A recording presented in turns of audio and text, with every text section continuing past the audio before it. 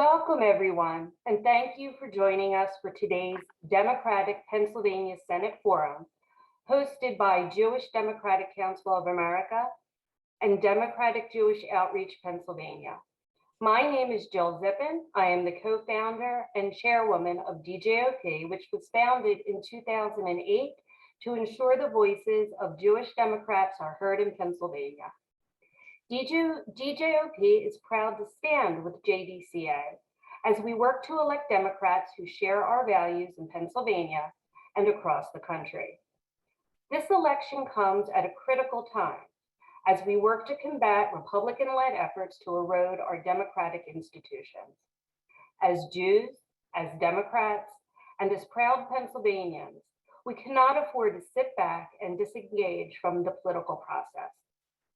We hope you will join us and get involved with JDCA and DJOP, where we will have the chance to meet with our elected representatives in Congress during JDCA's virtual week of action on May 11th and May 12th. Please visit the links in the chat to learn more about how you can get involved and meet with your members of Congress. Thank you, Representative Malcolm Kenyatta, Lieutenant Governor John Fetterman, and Congressman Conor Lamb for being here today. I am now happy to pass it over to JDCA CEO Haley Soifer, who will moderate today's forum. Take it away, Haley. Thank you, Jill. As the national voice of Jewish Democrats, JDCA is happy to work with organizations like DJOP to get out the Jewish vote. And as we approach the critically important midterm elections in November, not only is JDCA mobilizing voters, but we're also helping Jewish Americans make informed decisions before they vote. Candidate forums such as this one are integral to that work, and JDCA is proud to host multiple forums like this one in Democratic primaries. Before we begin, I would like to go over the rules for today's forum, which have been shared with the candidates in advance. First, this is an issues forum and not a debate. Candidates will answer the questions by addressing the audience and will not engage with, address, or refer directly to each other. There will be no rebuttals. If there's a violation of this rule, candidates will receive one warning, and after that, we will cut off the candidates for violating the rule. Second, this is not a campaign event, it's an issues forum. Candidates will not ask for your votes or your financial support today. They will be sharing their views on a range of issues of importance to Jewish and Democratic voters. Third, there will be time limits. Candidates will have 1.5 minutes for introductory remarks, followed by questions, which they will have 1.5 minutes to answer. We will rotate the order for responses. Finally, at the end of the forum, candidates will have the opportunity to make 1.5-minute closing statements. As a reminder, we kindly ask the candidates to adhere to the time limits and the rules. When their time is up, a sign will appear on the screen and we ask that you please complete your sentence. If you speak beyond the time limit, you will hear this ring. That's the ring. And that's your sign to please stop speaking. Thank you. So with that, we are now ready to begin the forum, starting with opening statements. Lieutenant Governor Fetterman, we will begin with you, followed by Representative Kenyatta and then Congressman Lamb. Lieutenant Governor Fetterman, over to you.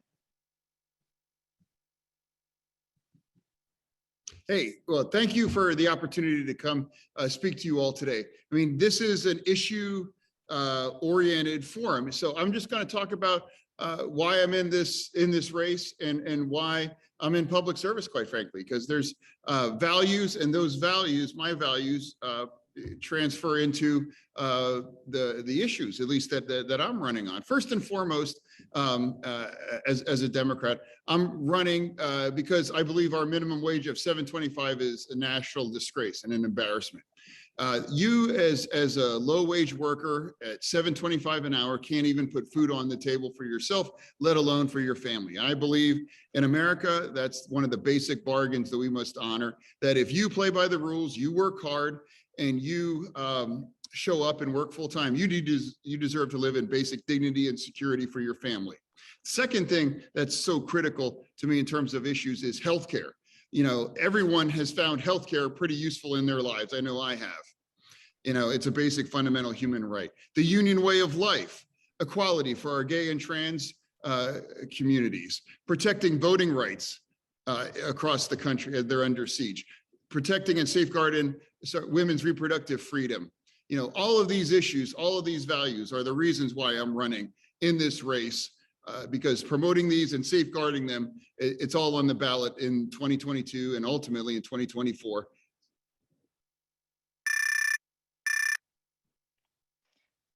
Thank you. With that, we will turn to Representative Kenyatta.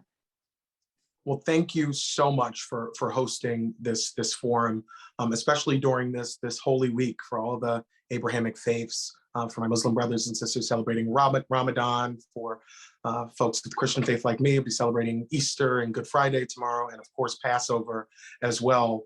And also, I think all of our hearts are right now with the horrific terrorist attacks that we just saw in Israel. And it highlights the importance of making sure that our next senator is going to be outspoken and reaffirm our special relationship between the United States and Israel. It's going to be important that we have a senator who's going to always stand up for the right of Israel to protect itself and to be a part of that security. We're going to need a senator who's also going to be outspoken against the anti-Semitism and racism that has found not only a home, but a place where it can grow and thrive, I believe, in the Republican Party. For many years now, I've been an anti-bias trainer with ADL. And that work of making sure we call out anti-Semitism, racism, discrimination, every place that we see it, that's going to be critical for the next senator to do. I grew up in a working class family in North Philadelphia. We need somebody who's going to stand up for working Pennsylvanians in every single corner of the Commonwealth. And it's going to be a senator who's going to reaffirm this relationship. Thank you. Congressman Lamb. Hey, it's great to see you all again. I know I owe a lot of you a big debt of gratitude. We were talking before I came on here that I think I might have been JDCA's first endorsed candidate in 2018 in that special election. And, you know, that experience for me of running in a district that Trump won by 19 and then coming back and winning it by 700 votes, it just really proved what our party, what our community is capable of when we really all work together. I mean, people from all 50 states and all different types of groups and background all contributed to that campaign in their own way. And we pulled off something that people didn't think was possible. We did it by nothing more complicated than going around and talking to everybody, fighting for every single vote, answering every question, showing respect for everybody's point of view. And since then, I've been able to represent, you know, redder areas, more competitive areas, you know, while casting the votes that do stand up for our values. You know, raising the minimum wage is one example, but, you know, even things like all the things that we had in President Biden's Build Back Better bill to allow drug price negotiation and raise pay for home health care workers, establish universal pre-K and child care and the child tax credit. And it was the most significant bill on climate change of all time. And we don't have that bill on his desk yet because we're missing 2 crucial votes in the Senate. So when it comes to all these specific issues, or even just protecting our democracy after January 6th, I think when we're smart and we're serious and we all commit ourselves to doing what it takes to win in these high profile races, there's no reason we can't do it. But there's also no substitute for hard work and making the right decisions. So I'm looking forward to talking to you all today. Thank you all for those opening statements. We will now move to questions on a range of issues of importance to Jewish Democrats, starting with domestic policy. JDCA has strongly supported ongoing efforts to protect our democracy and the right to vote through federal legislation. Meanwhile, Republicans have spent the past year plus blocking these measures in Congress while proposing and enacting voter suppression and election subversion measures at the state level. Here in Pennsylvania, Trump and his legal team tried to overturn the 2020 election results, and Republicans have continued to falsely claim fraud in the 2020 election. Given these ongoing threats to our democracy, what measures have you supported to protect free and fair elections and voting rights for all? Do you support eliminating or reforming the Senate filibuster in order to pass federal legislation protecting voting rights? We'll start with Representative Kenyatta, followed by Congressman Lamb, and then Lieutenant Governor Fetterman. Representative Kenyatta. Thank you so much. And you laid this out right. The threat to our democracy from Republicans is real. I'm the Democratic chair at the state level of our subcommittee on campaign finance and elections. I was the person in the room who fought back against Republicans who wanted to do an Arizona style audit as the election was ongoing, and spent a lot of time talking to Rachel Maddow and other folks about what was happening in that room. We were legislating to block some of their worst impulses. And I've stood up against the opponents of our democracy time and time again. I called for getting rid of the filibuster before I was ever a candidate for a US Senate, because I've seen how historically it has been used as a tool to block progress on critical pieces of legislation. When we win this race, we are going to be able to actually pass the John Lewis Voting Rights Act, the For the People Act, not only preserve the right to vote, but to get the dark money out of politics that makes it so difficult for it to be one person, one vote. Congressman Lamb. So there's a couple specific bills that we've passed several times in the House, and we would pass in the Senate if we didn't have the filibuster. So starting with the filibuster, yes, I oppose that. I think we need to get rid of it. And it's one of the reasons that the stakes of this election are so high, and it's so important that we nominate someone that can actually win this thing in November. One of the other bills, Malcolm just mentioned, the Voting Rights Act, named after John Lewis, critically important. I think short term, the most important one we could pass, because it actually allows the federal government to go into these states and localities that are making racially discriminatory decisions about limiting people's access to the ballot, and stop that in its tracks.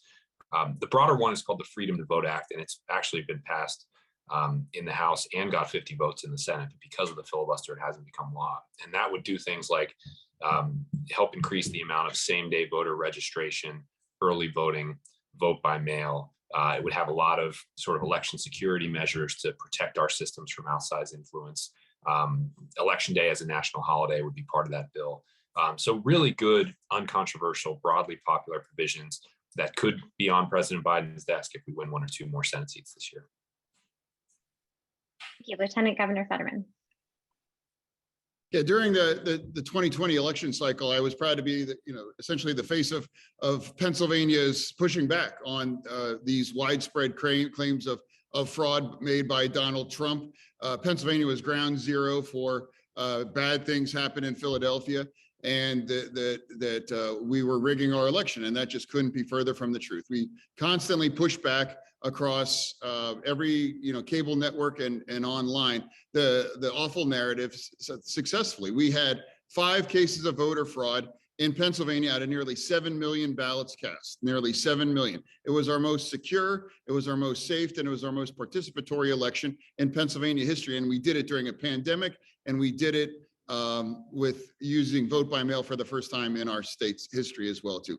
5 cases, 100% Republicans. 4 out of those 5 were deceased relatives voting for the former president.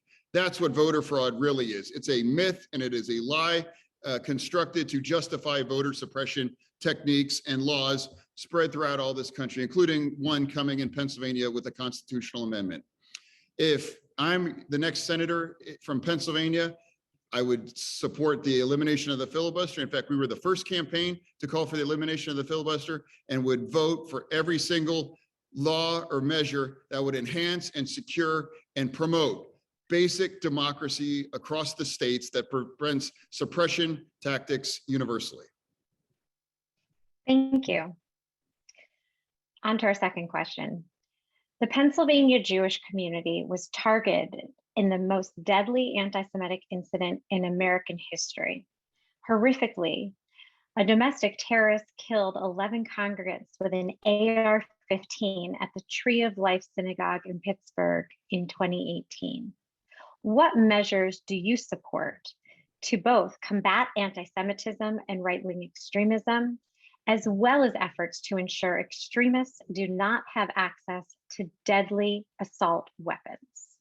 Congressman Lamb, we'll start with you, followed by Lieutenant Governor Fetterman, and then Representative Kenyatta. Congressman Lamb. Sure. I think it would be a good idea if we banned the sale of these weapons. Unfortunately, most of the gun violence in America is not committed with assault weapons, so its impact would be limited on a percentage basis. But in these these large scale attacks in schools or on synagogues, it could actually make a difference in saving lives for sure. So I would be a vote for getting rid of these things. The broader question here, though, of course, is how we ensure that any firearm, whether an AR-15 or not, only ends up in the hands of people who are legally qualified to have them.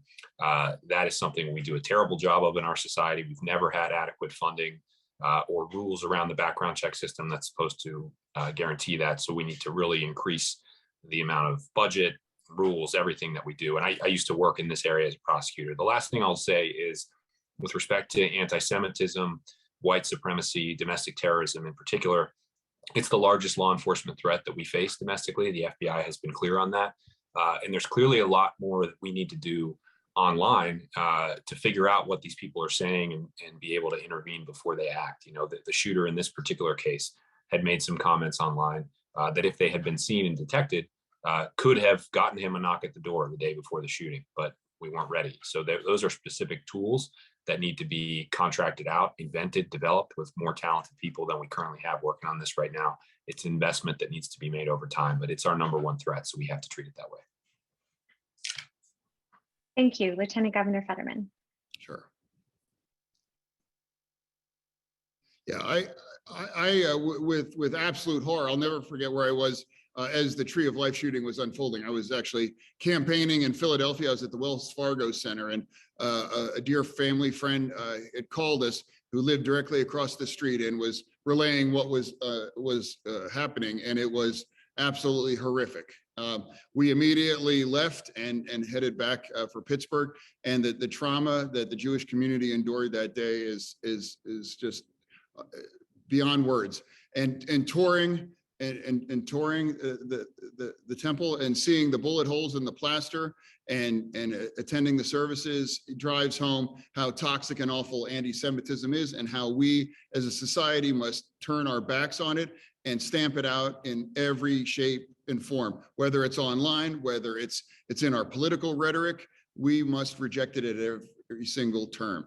You know, I have always supported the ban of assault rifles. There is no rational reason why we should allow civilians to own weapons of mass death. That's what they're designed to do, kill as effectively and efficiently as possible.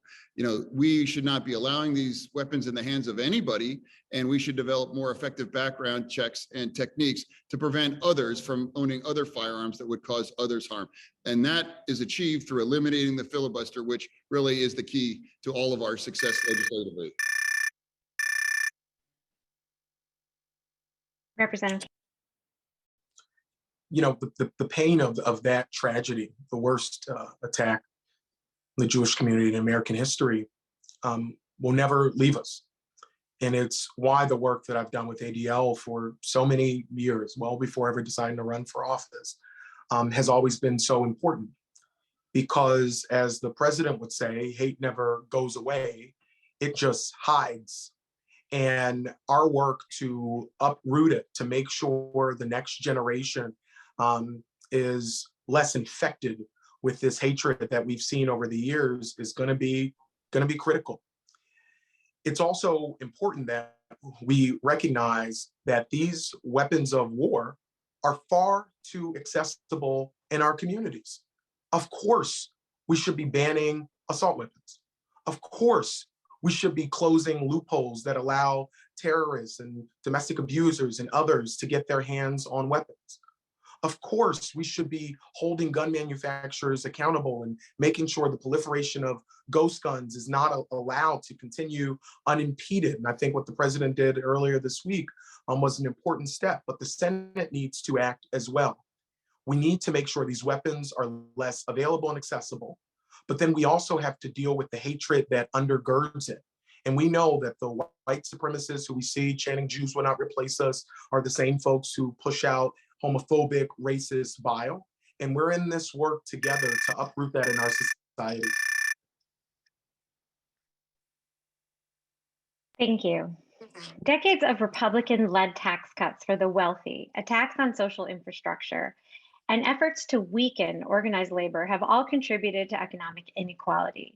These trends hit Pennsylvania particularly hard, with a 33% loss of manufacturing jobs in the last few decades. The rise in inequality was painfully apparent during the COVID-19 pandemic, as essential workers, small business owners, and everyday Americans bore the brunt of economic hardship. If elected to the Senate, what would you do to support the middle class and advance economic justice for all Americans? We'll start with Lieutenant Governor Fetterman, followed by Representative Kenyatta, and then Congressman Lamb. Lieutenant Governor Fetterman. Sure. I just outside my window where I'm sitting right now is the Edgar Thomson Steel Plant, the last steel manufacturing facility here in Western Pennsylvania. It was Andrew Carnegie's first mill. We need to preserve and uphold and celebrate and defend the union way of life. It's just that simple. I'm proud to have the steelworkers endorsement statewide and stepping up and demanding that we eliminate these awful trade deals that outsourced hundreds of thousands of manufacturing jobs over the past couple of decades. We have to tell the truth that we have not been good to working class families, particularly unions and manufacturing here in this country. In fact, I've been at odds with members of my own party who have sought to shut down the steel mill here. You know, another basic tenet of helping the middle class is our, again, disgraceful minimum wage of $7.50 an hour. What is $15 an hour minimum wage? It's $31,000 a year for you and yours to live in basic dignity after working full time. That is a basic deal that we should absolutely have as non-negotiable. How is it that we can't get a minimum wage that you can live on, but multi-billion-dollar companies pay effectively zero taxes? We need a billionaire tax, and we need corporations to pay a minimum amount of corporate taxes to contribute their fair share, particularly when middle-class Americans are being squeezed by the very price gouging that is helping drive inflation in this country. No, Kenyatta. So you get me excited with this question, because this is the entire reason I'm in this race. I've gone to every single part of this Commonwealth talking about America's basic bargain, talking about the raw deal that working families like mine have so often been greeted with. The basic bargain is about this idea that you can have one good job backed up by a union, and if you want to start a small business, that there's environment for you to do that. It's about knowing that your kids are going to go to a good school and that you're going to have affordable childcare. It's about having the certainty that if you get sick, you can go to the dang doctor and be able to afford the prescription when you leave the appointment. And then it's about being able to retire with a level of dignity in a house that you were able to afford in the first place, in a community that's safe and clean, that has clean air and clean water. That was out of reach for my family. My dad was a social worker. My mom was a home healthcare aide. They separated when I was young. I lived 6 different places by the time I graduated, buried both of them by the time I was 27 because they didn't have the type of healthcare everybody deserves, and got my first job at 12. And so people understand that I'm a working class person who understands these issues in my bones, and that I'm going to be a fighter for every single working class family in Pennsylvania to make that basic bargain that I just outlined real for every single family. In the wealthiest nation in the world, we can do that. And folks like Elon Musk and others who have made trillions of dollars during this deadly pandemic need to pay their fair share so we can actually reduce the deficit, lower inflation, and invest in things that actually lift up working families and give them more opportunity. Congressman Lamb. Yeah, I think about this basically in 3 buckets, I think 2 of which my 2 colleagues here hit. So of course, we need to have better redistributiveness policies. Basically, that's more or less what Build Back Better was. You take the 700 billionaires that own more wealth than all 12 million African-American families in the United States, and you raise their taxes, and you use that to pay for things like universal pre-K and childcare and the child tax credit, which is really the most important anti-poverty tool we've developed so far.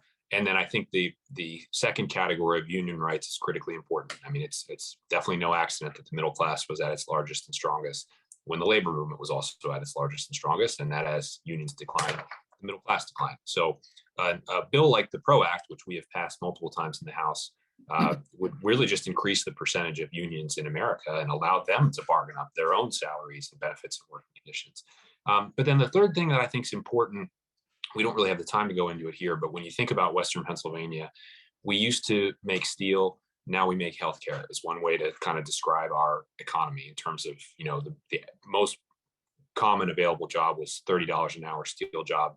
Now in a lot of places it's $13 an hour health care job without the same benefits. The reason for that really at its base is that we sold steel to the entire world. The whole world was our marketplace. That's not true for healthcare. So you don't generate the same amount of money to be given out in jobs and pay and benefits. So until we reindustrialize, and you're seeing the beginnings of that, semiconductors, infrastructure, the rest, I think you get my point. Thank you. For many Americans, the past several years have been an awakening about the pervasive issue of racial justice and the ongoing struggle for racial equity in America. What meaningful steps have you taken to advance racial justice in Pennsylvania? Representative Kenyatta will go first, followed by Congressman Lamb, and then Lieutenant Governor Fetterman. Representative Kenyatta. You know, this is why lived experience matters so much. It's not just a nice to have, it's critical. Because if we're going to have a government that's going to deliver on the fullness of the American promise, a government where no matter the color of your skin, who you love, how you worship, that you're treated with dignity and fairness, then you know what? Our elected leaders need to look that way as well. You know, it's not lost on me that if we were to win this race, I'll be the first African-American to represent Pennsylvania in the Senate and only the 12th in American history. And so when you think about things like the George Floyd Justice and Policing Act and how the entire world was focused on this issue of racial justice as a Black man in this country, I can assure you this is something I've been thinking about for a long time. And this is why it is important that the African-American community and the Jewish community, that we strengthen the ties that we've always had, because we've always walked shoulder to shoulder to make that American promise more accessible. And sometimes we've pulled this nation kicking and screaming to ensure that every single person is treated with a level of dignity and respect. But you know what? We need to elect leaders that reflect the diversity and the lived experience of all Pennsylvanians and all Americans. If you had more people in the Senate who understood what I understood about being stopped by police for no other reason than the color of my skin, we would have passed the George Floyd Justice and Policing Act. We would deal with issues like criminal justice reform. We would deal with the disparities that we see in economics and Black wealth generation in this country. And as next United States Senator, I'm going to be fighting for those things. Congressman Lamb. Yeah, I think that, you know, just being a member of the Democratic caucus, we have been able to do so many things led by the leaders of our caucus, like Jim Clyburn and Hakeem Jeffries and Karen Bass and people like that, who've developed bills like the George Floyd Justice and Policing Act that we've passed now multiple times.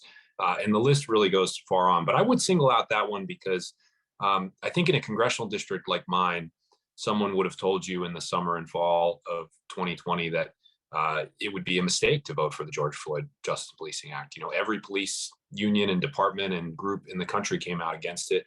The suburban sort of moderate to conservative voter base of the country thought the Democrats wanted to defund the police, and they were against us for that. That's not what the George Floyd Act actually is. If anything, it empowers the police to be better funded by offering them more training opportunities and ability to modernize and do what they need to do. I voted for that bill happily twice because we don't really have much of a choice, in my opinion. We have to change the way that policing happens if we expect people to really trust the police as they deserve to be able to. So voting for that bill and trying to contribute to it in any way I could, you know, I think was something I'm proud of. Lieutenant Governor Fetterman.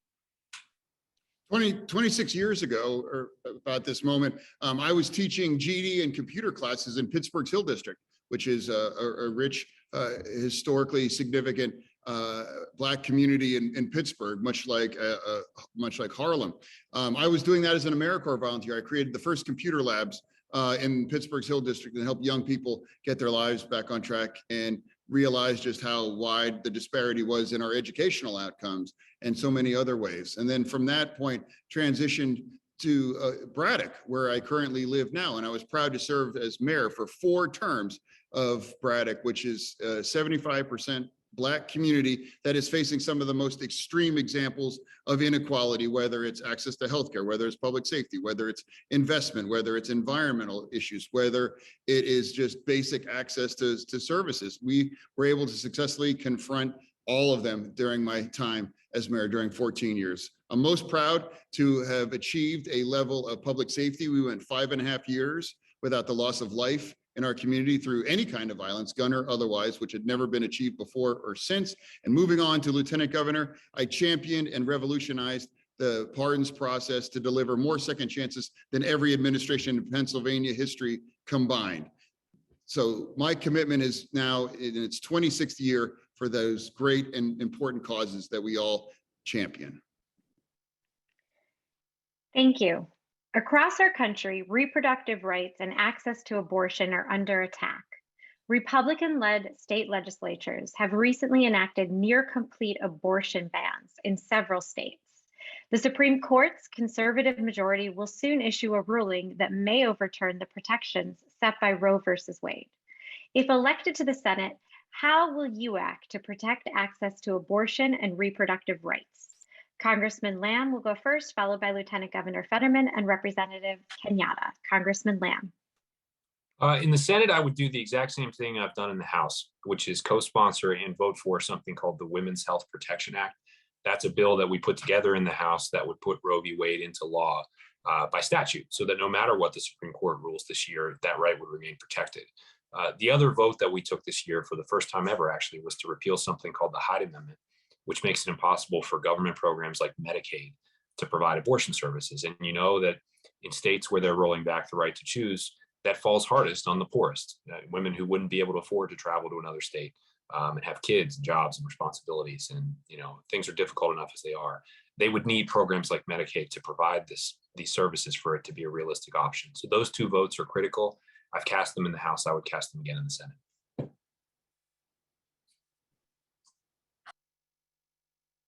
Lieutenant Governor Fetterman. For the past 4 years, I've had the unique honor of serving as Lieutenant Governor in Pennsylvania, and one of those responsibilities is, God forbid, should Governor Wolf be unable to deliver his veto, I would be next in line to deliver the veto against the crazy and absurd and intrusive Texas-style bills that the Republicans in our legislature continuously tried to pass. Women's reproductive freedom is sacred. I ran on that in 2016. I warned about Texas's attempts to encroach on it then, and nothing's changed except they've delivered on their threat. Women's reproductive freedom should not be up for debate. Abortion is healthcare. And if there's ever a vote that I am participating in or a part of in the United States Senate, it's always going to come down to affirm women's reproductive freedom without any qualification whatsoever, and that it is something that we should not even be discussing as this country. This is settled case law. And if elected as your next United States Senator, there is no outcome that I would support that diminishes in any way women's reproductive access to abortion, birth control, and health services across the line. And that includes strengthening Planned Parenthood. Representative Kenyatta. You know what? I'm not new to this. I'm true to this. I've been committed to this before I ever ran for office. I was the first male ever elected to the board of the National Organization for Women, Philadelphia chapter. And this is something that has been a goal of the Republican Party for so long. This is why they rammed through these conservative judges, stripping President Obama of his ability to nominate a Supreme Court justice toward the end of his term, rammed in Amy Coney Barrett at the end of the last president's term. And we've seen over the last 2 days, Kentucky and Florida just today basically eviscerate the protections of Roe. If you're in Kentucky or Florida right now, those protections are no longer there for you. And the Supreme Court does not seem like it's going to come in with an emergency injunction and uphold decades-long precedent at this point. Yes, we need to pass the Women's Health Protection Act at the federal level, but we need to recognize that there are barriers at the state level as well. That's why I'm the proud co-sponsor with Representative Morgan Cephas of the Pennsylvania Women's Health Protection Act to get rid of every roadblock and barrier that still exists to folks accessing that basic health care here in Pennsylvania. Abortion access is healthcare. Healthcare is a human right. And as your next United States Senator, you never have to wonder or worry if we're going to fight to get this done and make sure that women are not treated like second-class citizens in this country. Fighting climate change is a human rights, economic, and national security imperative, and the most pressing issue for Jewish Americans, according to a national poll of Jewish voters released just yesterday. What policies do you support to address the climate crisis? And how will you ensure that Pennsylvanians benefit from good-paying green jobs? Lieutenant Governor Fetterman will go first, followed by Representative Kenyatta, and then Congressman Lamb. Lieutenant Governor Fetterman. Sure. I think first, it's important that we acknowledge that climate change is real and it's a crisis. But I also think it's important that we as Democrats also acknowledge that our energy security is critical, and how we move forward as a country to make sure we have the level of energy security that we are going to need to thrive economically, particularly in light of Russia's war of aggression in the Ukraine.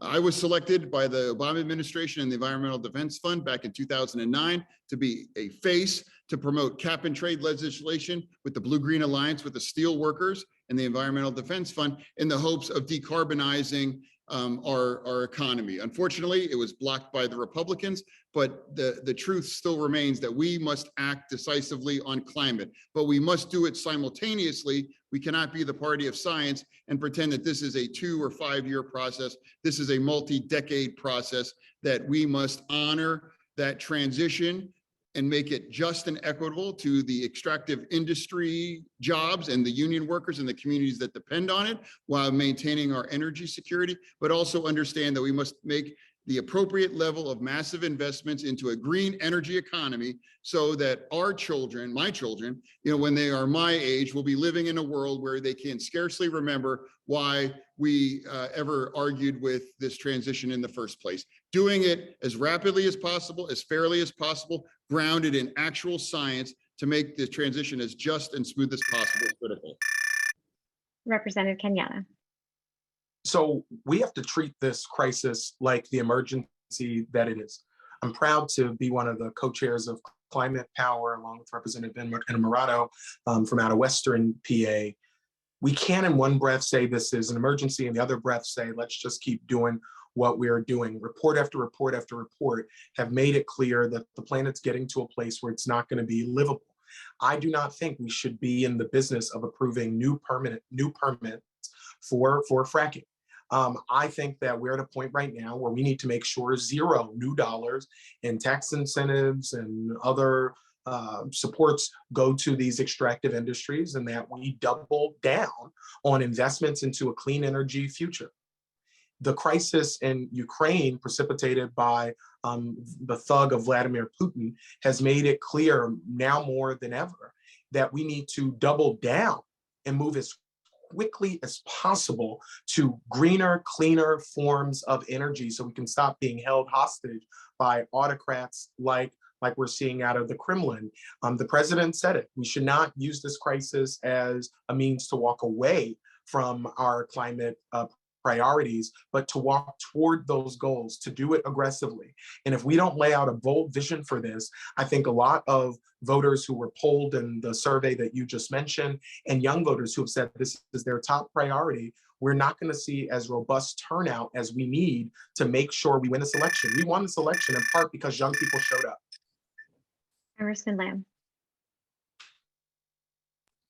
Can you do me a favor and repeat the question quickly? I just want to make sure I get it right.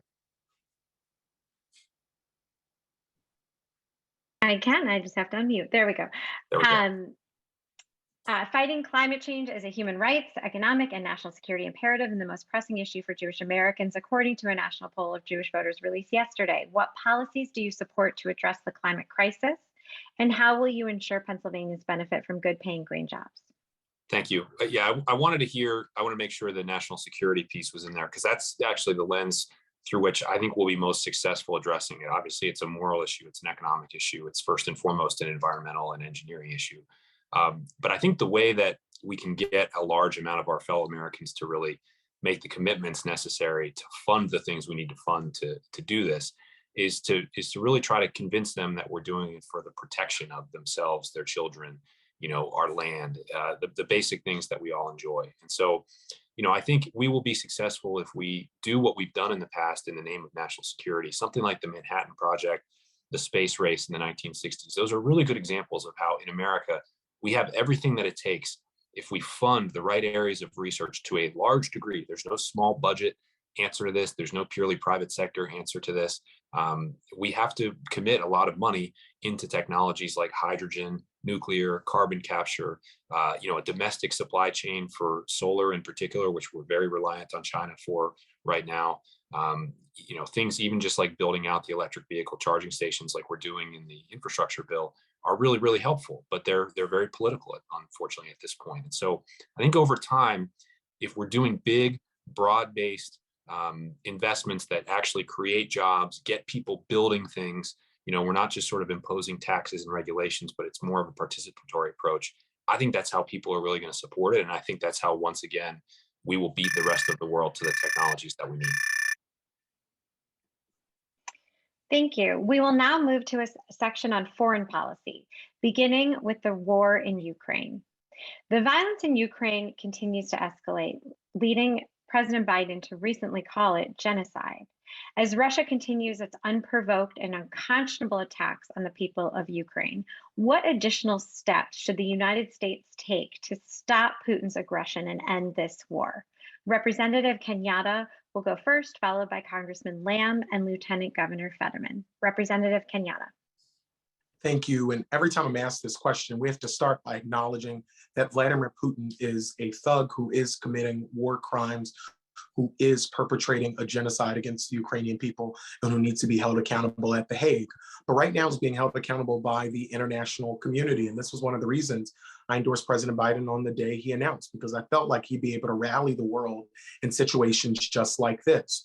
We have seen the United States and our NATO allies provide material defensive support, as well as money and resources. The EU just a couple of days ago, I believe, banned the import of Russian coal. And we know that weaning ourselves away from their dirty energy, which goes back to your last question, is going to be a big part of how we take away the money to fund this war effort.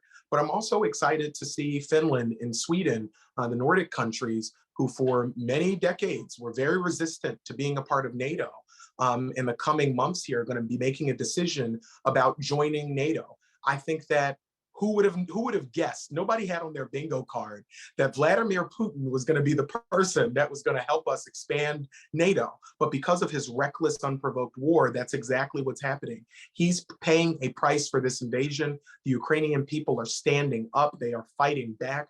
The United States needs to support them every step of the way by continuing sanctions, continuing military assistance, and continuing to expand the NATO alliance, which we need now more than ever. Congressman Lamb. Yeah, I would just add that I think it would be a little stronger and more productive if our publicly stated goal was for Ukraine to win this war. Up to this point, we've been very supportive of them, and we have rightly prioritized holding together the NATO alliance and trying to avoid any sort of escalation by Russia outside of Ukraine, including with nuclear, all of which I think is very smart.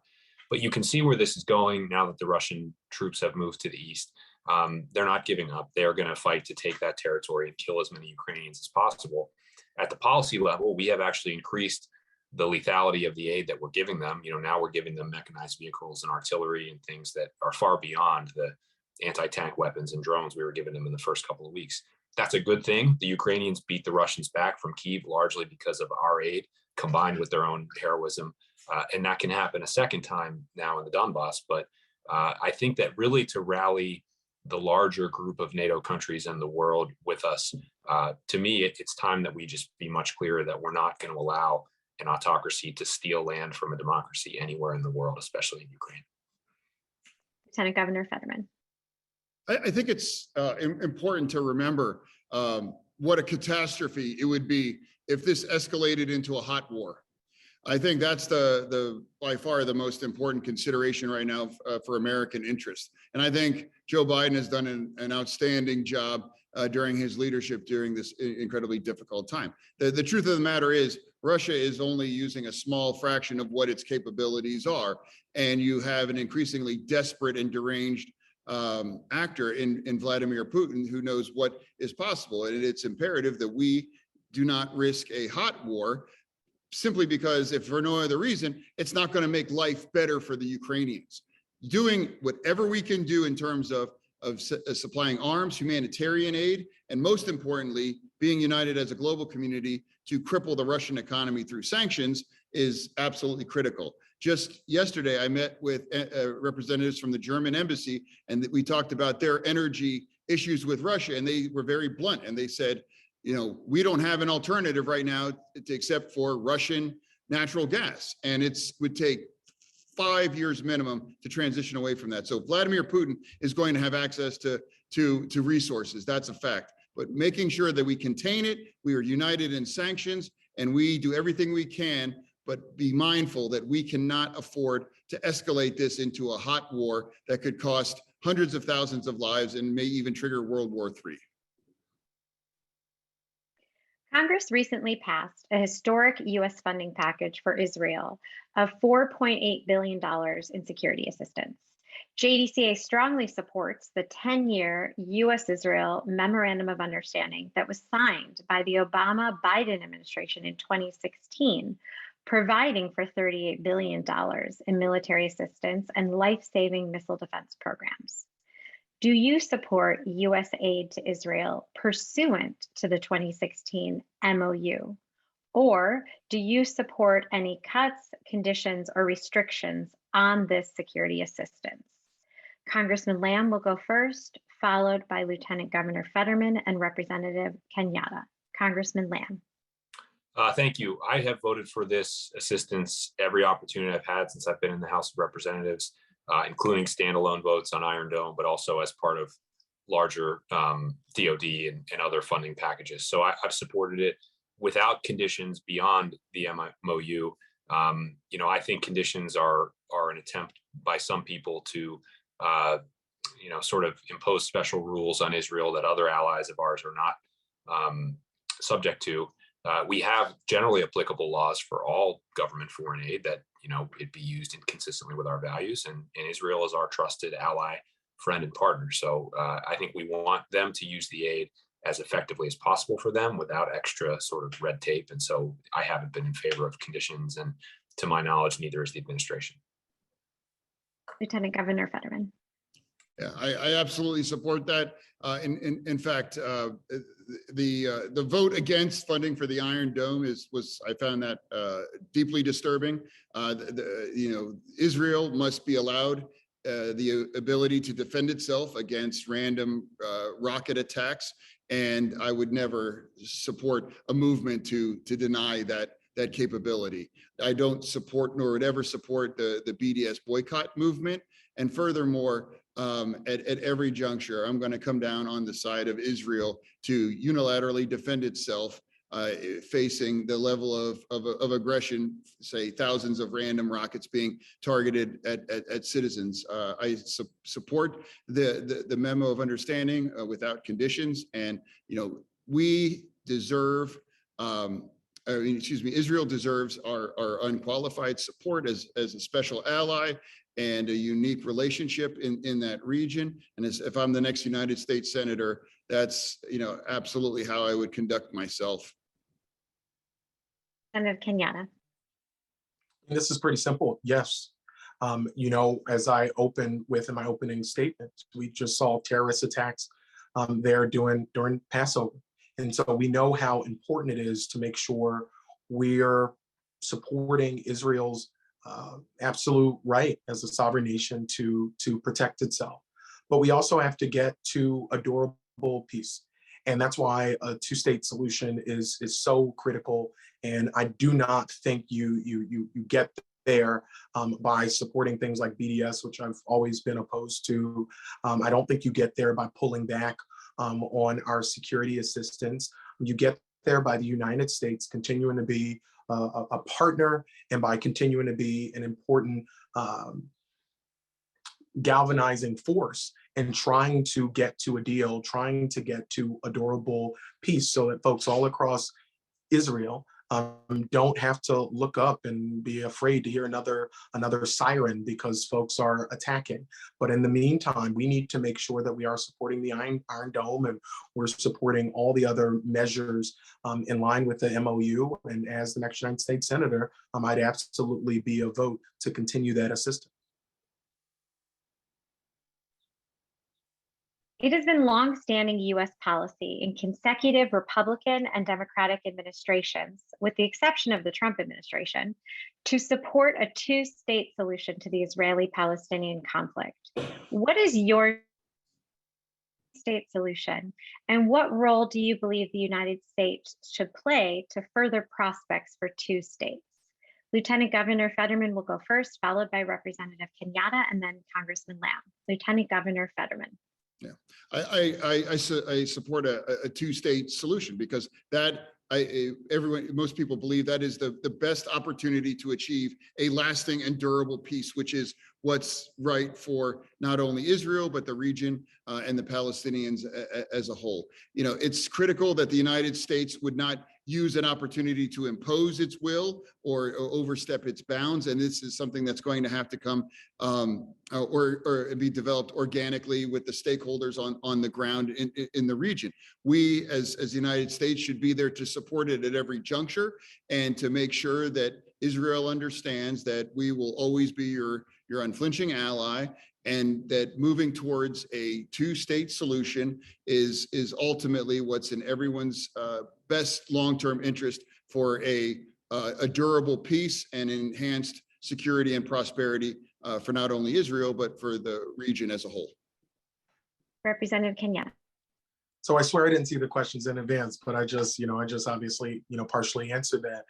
Certainly that is what we need to do. No one United States senator gets to determine what the framework of that deal is. And I certainly won't here today say this is the deal, take it or leave it. What we need is ongoing negotiations, because we want young kids growing up in Israel or growing up in Palestine to live long and healthy lives that are peaceful lives. We want to see an end to the tensions and the ongoing, rocket attacks, which I've mentioned multiple times now. And I think the way we have that peace and security is through a two-state solution. And as I said, the United States needs to help be a convener of making sure we get closer to that goal. As the exercising state senator, I would support the Department of State and others who are going to be leading the direct negotiations on those efforts, and would be a vote in support to a deal that we could put together. This is something I really hope that we can get done. I know we talk about it a lot, but I hope that we can absolutely get to a deal and to peace in the region.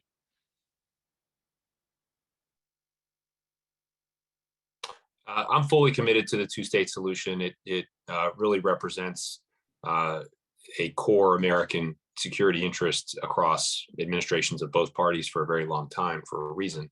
And we have a leadership role to play here. Israel is our ally and friend. There is no question about that. But there are also times where we have to speak to the truth to them if we feel that their actions are actually threatening the two-state solution, which is what has happened in some of these settlement cases. And there are many of us in Congress, like myself, who are devoted supporters of Israel, who have signed letters and done other things to let the Israeli government know we don't approve of some of the actions that they've taken, especially under Netanyahu. So we have to continue to do that, because unfortunately, if the settlement activity just sort of continues with no limit to it, it becomes less and less plausible that you could have a possible two-state solution, just as a question of geography. So that's the biggest thing we have to pay attention to and try to use our political influence to balance. That being said, though, we have to continue to try to locate and identify good negotiating partners on the Palestinian side, and stand unequivocally opposed to terrorism by Hamas or anybody else. So it's a delicate, and very nuanced position we have to have over there. And that's why I just think it's important that on this one issue, we really try to stay within the bounds of our sort of bipartisan tradition, because as it becomes more partisan one way or the other, as you saw under Netanyahu with Trump, it's harder for us to have that credible posture over there. Thank you. Our last question. In 2018, President Trump recklessly withdrew from the Iran nuclear deal and enacted his campaign of maximum pressure, which yielded minimal results. Since that time, Iran has withdrawn from the agreement and accelerated its nuclear development. Do you support the Biden administration's effort to negotiate a compliance for compliance return to the Iran nuclear deal as a means of ensuring Iran does not acquire a nuclear weapon? Representative Kenyatta will go first, followed by Congressman Lamb, and then Lieutenant Governor Fetterman. Representative Kenyatta. Thank you. The former president's approach, which he called maximum pressure, was maximum stupidity. And it is one of the decisions that, you know, there's a bunch of decisions I'll never forgive him for, but that one made the entire world less safe. Even his own advisors said Iran at the time was in compliance with the deal. Getting back in the JCPOA is important. It did not do everything in terms of dealing with the fact that Iran is a state sponsor of terrorism. But it did put a real lid on Iran's trudging forward to having nuclear weapons and further making the region even more volatile. We need to get back in this deal. We need to make sure Iran is in compliance. We need to make sure that they never get a nuclear weapon. And this is why leadership matters, and why, you know, it was so troubling, so many of the decisions that the former administration made when this hard-fought deal, as imperfect as it was in some respects, was critical to trying to get to a safer, more stable region. I support the efforts of the administration to get back in the deal, get Iran back into compliance, and make sure they never get a nuclear weapon. Congressman Lamb. I agree that the decision to walk away from the JCPOA was, it was just a disgraceful breach of America's word. That was really the biggest problem with it. That, you know, when we give our commitment to something, that commitment should be ironclad and people should be able to trust us. As far as what the administration is doing now, I certainly support their diplomacy in general, the emphasis that they place on diplomacy, and their decision to enter these, you know, it's a little odd because we are not actually directly in the negotiations ourselves, but they are allowing the negotiations to take place and sort of being in the same city as they are taking place. I think it's a good start. You have to try, right? We all are very fatigued by overuse of the military for the last 20 years or so. I can say that as someone serving in Congress now, we have very little information beyond what the general public has about what is actually being negotiated in the current JCPOA and what the terms are. So it's actually difficult, I think, for any of us to express a real opinion about it, because the situation has changed from 2015. Iran has more nuclear material now.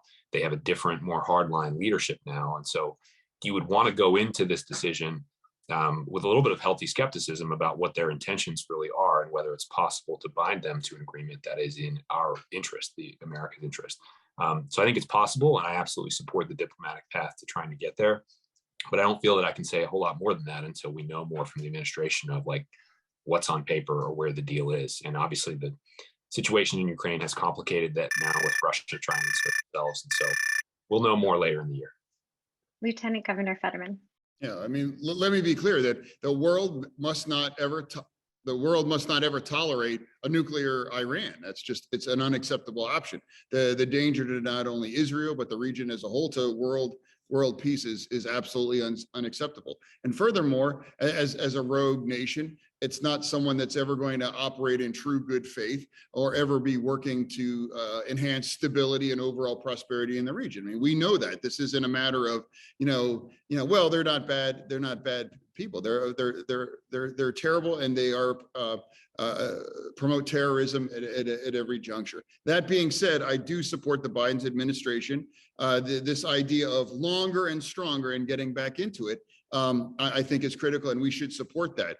And as Congressman Lamb did point out, a lot's changed on the ground in Iran, and it's going to be more difficult to discern exactly how much progress they made after Donald Trump made the catastrophic mistake of withdrawing from that agreement. And how much can we actually learn that's the truth versus where they are. But at a minimum, we can never abandon diplomatic engagement. We can never tolerate a nuclear Iran, and we should always be attempting to re-enter into the agreement under the best terms possible once we're able to achieve a critical mass of knowledge on just how much progress they've made towards achieving nuclear status in the region. But I absolutely support the Biden administration attempts to do so. Thank you. And thanks to all three candidates for your thoughtful answers to these questions. You will now have the opportunity to give a 1.5-minute closing statement. Congressman Lamb will go first, followed by Lieutenant Governor Fetterman, and then Representative Kenyatta. Congressman Lamb. Thank you. I really don't think it's an exaggeration to say that our democracy is on the line this year and will be for a few years now, at least. We're in a very precarious situation. And Trump made that abundantly clear, but I think the events of January 6th and the Republican Party's organized response after that to cover it up and excuse it makes it as clear as we need to see. So the stakes of each of these races are incredibly high. I know you're reading in the news every day that because of inflation and approval ratings and this general atmosphere of instability, the expectations for Democrats in the midterms are not great in the eyes of the pundits right now. I'll just tell you that I have seen us perform incredibly well as a party, as a community, as a team under circumstances where we weren't supposed to win. Gerrymandered congressional district that Trump won by 19. And we did that by everybody coming together, people from all over the country, not just all over the district or all over Pennsylvania. And when we give it that type of commitment and we're smart and serious, we're not afraid to answer anybody's questions, and we're actually willing to go out sometimes beyond our own comfort zone or beyond our own base and also address the swing voters, the people who ultimately swing an election one way or the other in this state, we can be phenomenally successful. So I leave you with that just to let you know that those are the campaigns I know how to run. That's the kind of campaign that I think, our supporters deserve. And I just really want to thank you for this forum today. It's good to see you. You, Lieutenant Governor Fetterman. The control of the United States Senate could very well rest on this race, and I'm proud to say that as Lieutenant Governor, I've actually run and won statewide here in Pennsylvania. We delivered a record number of votes as a team in 2018, the most ever recorded for a governor, lieutenant governor ticket in the history of Pennsylvania, and that's going to be critical. We will not have the tailwind that we had in 2018. This is going to be a very, very difficult environment for Democrats. Anyone that suggests otherwise is just either flat out wrong or trying to mislead you. And, we believe it's critical that the campaign that ultimately will prevail has to have an incredibly strong grassroots base. It has to be grounded in core democratic values and principles. And it also has to be has a level of infrastructure that can combat the Republican side, because they are doing nothing more than trying to buy name ID. I never thought I would be in a race where I could stand up on a podium and brag, I actually live here, in Pennsylvania, and the Republican side can't say that. We've built a campaign of grassroots strength that is unmatched, and we have also demonstrated our ability to run successfully statewide and win by enormous margins that go well beyond the Trump victory or the Biden victory in 2016 or 2020. Thank you. Representative Kenyatta. Thank you so much for putting this together in your thoughtful, serious questions. What's clear now more than ever is that we need a government that's actually working for working people. And we're seeing that the Senate, on so many things that matter to the average worker person, the Senate's not delivering. And so if we want to change the Senate, it turns out we're going to need to change the senators. We're going to need somebody who understands in their bones what's broken and is going to be able to go to every single corner of this Commonwealth and speak with a level of urgency and authenticity about what's broken and about what we're going to do to fix it. It's why I've spent this campaign talking about, you heard me say it before, America's basic bargain. Because we're not going to win this race by talking about the guy who was impeached twice, who we already beat. We're going to win this race by talking about what the American people can expect from a bigger and bolder Democratic majority, what we can expect from having another Democrat in this seat and what it's going to mean for their family. Politics becomes about everything else but you. I'm fighting to be the senator for the day when the election is over, when all the signs are down, and you want somebody in DC who's actually going to fight for you to lower your costs, increase your quality of life, and make sure you live in a safe community. That's the type of senator I will be, because that's what every single family deserves. I'm so grateful to be with you, and happy holidays to everybody celebrating. Thank you. Thank you. I want to thank our three candidates for being with us today and for engaging in this thoughtful conversation. And additional thanks to all of them for adhering to the rules so we could ensure it was a productive discussion. Today, we touched on some, but not all of the issues of importance to Jewish voters. Among those missed, we regret we couldn't ask about ongoing Republican attacks on affordable health care, LGBTQ equality, humane immigration reform, access to quality education, and other issues of importance. We're fighting for our values and will continue to do so at the ballot box in November. I want to thank our candidates and thank all of you. There are hundreds of you watching from home. I would now like to invite Jill Zippin of Democratic Jewish Outreach Pennsylvania to close today's forum with some important information about voting in Pennsylvania. Over to you, Jill. Thank you, Haley. On behalf of JDCA and DJOP, I want to thank all of our candidates and all of you for joining us for today's extremely informative and interesting forum. I want to invite you to visit jewishdems.org, where you can learn how to become a JDCA member and to sign up to meet with members of Congress during JDCA's Week of Action, May 11th and May 12th, of which DJOP will be a part. I'd also like to invite you to visit djop.org to check out our many upcoming events, and as well to sign up to get our newsletters and to learn about our work. The Pennsylvania primary is May 17th, and early voting has already started. And of course, the general election is on November 8th. We encourage you all to make your plan to vote and support Democrats this election. Thank you again, and early Shabbat Shalom, and we wish you all a happy Passover, Hav Pesach Sameach, and thank you again, Lieutenant Governor Fetterman, Representative Malcolm Kenyatta, and Congressman Conor Lamb. Thank you. And thank you, JDCA, for putting on this amazing forum. Thank you. Thank you. Thanks, everybody.